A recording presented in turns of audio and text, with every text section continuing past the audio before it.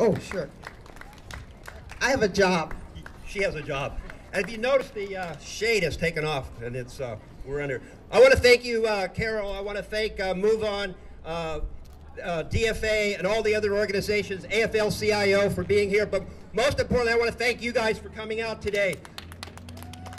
I bring you greetings from Progressive Democrats of America, PDA, and hundreds of activists in the East Valley, in the Mesa area where I live. Activists who some are here today, and others who are going door to door, working the telephones in LD18 and engaging in this historic battle to recall State Senate President Russell Pierce.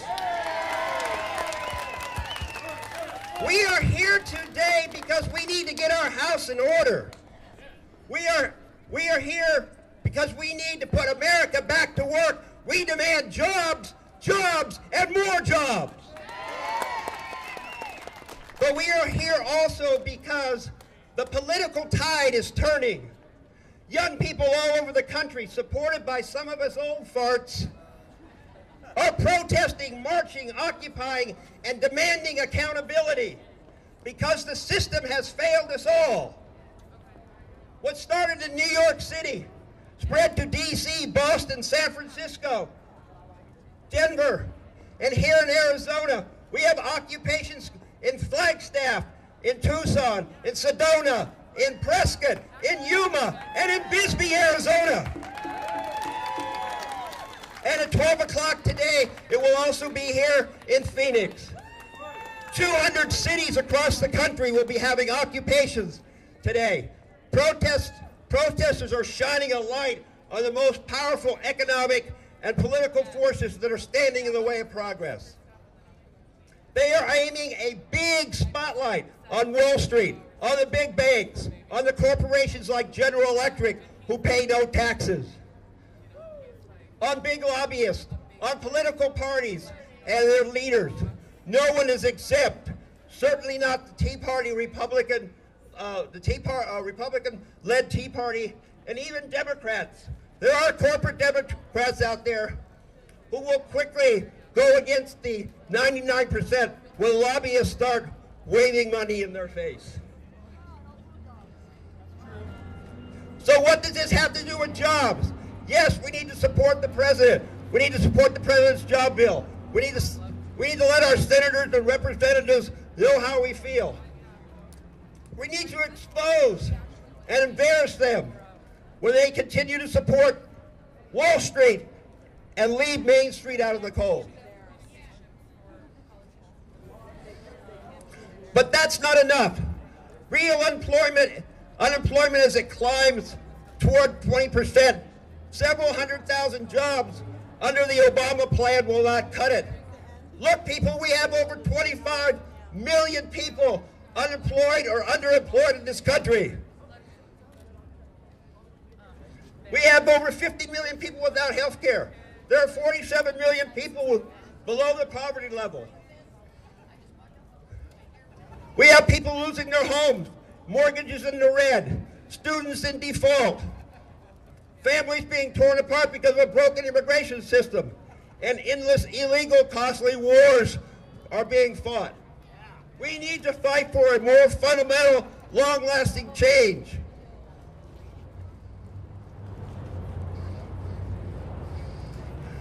So here's my answer to creating more jobs, avoiding economic collapse, reining in the Wall Street greed. It's called tax the rich, jail the bankers, and end the wars. Yeah. We need to promote that slogan. Tax the rich, jail the bankers, end the wars. Yeah. Tax the rich, jail the bankers, end the wars. Tax the rich, jail the bankers, end the wars. Tax the rich, jail the bankers, end the wars. So you say tax the rich. Why not? They broke it. Yeah, we know alone they will not fix it. So we need to politically force them. Tax reform where the very rich, the millionaires and the billionaires pay their share as they must. Remember, the richest 400 families that control the wealth have more wealth than the bottom 150 million. 400 families, 150 million. People, this is a crime, or some might call it oligarchy. You choose. The 6 biggest banks hold assets equal to 63% of the gross domestic product. That's right, Bank of America, Chase, Wells Fargo, 63% of the GDP. If these banks are too big to fail, then let's break them up.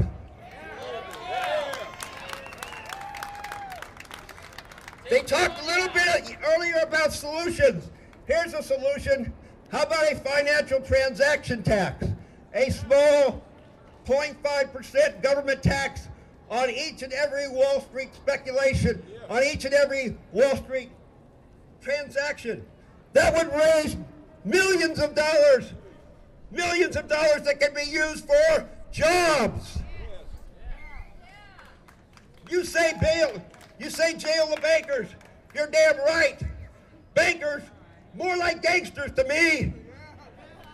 We need to send a clear message that those responsible for the economic crisis,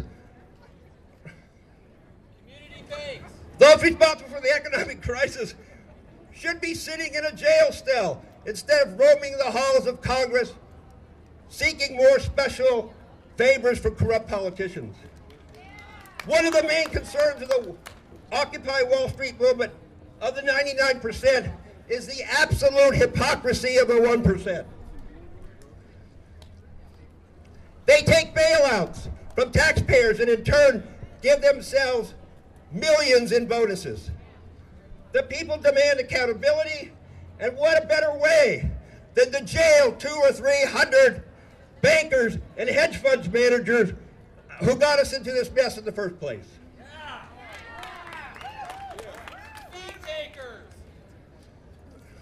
Okay. You also say in the wars. Well, let's make it very clear. Some of you may not even like what I have to say here, but President Obama can do this unilaterally. He's the commander-in-chief. He can end these wars and bring the tax dollars home. We also have to face the fact that the United States doesn't need 700 military bases in 130 countries across the country, around the world. We can cut the defense budget, save billions, and bingo, millions of more dollars for what? Jobs. We spent $1.3 trillion with a T, of taxpayers' money on wars and occupations in Iraq and Afghanistan. Billions each week, wasted down the drain. If we took those dollars and used them for domestic needs, what could we do? Have millions more for jobs. So let me leave you with this. You know how the right-wing media has been going around tripping over itself, laboring on how the Wall Street protesters have no clue. They don't know what they want. They don't know what they stand for. They have no real concrete demands. Well, take my advice. If the Arizona Republic, if Fox News, if Mike Bloomberg, or whatever his name is, comes up to you and sticks a microphone in your face and a camera in your face, tell them in no uncertain terms, we want jobs, we demand accountability, and tax the rich, jail the bankers, end the wars. Thank you, thank you, thank you.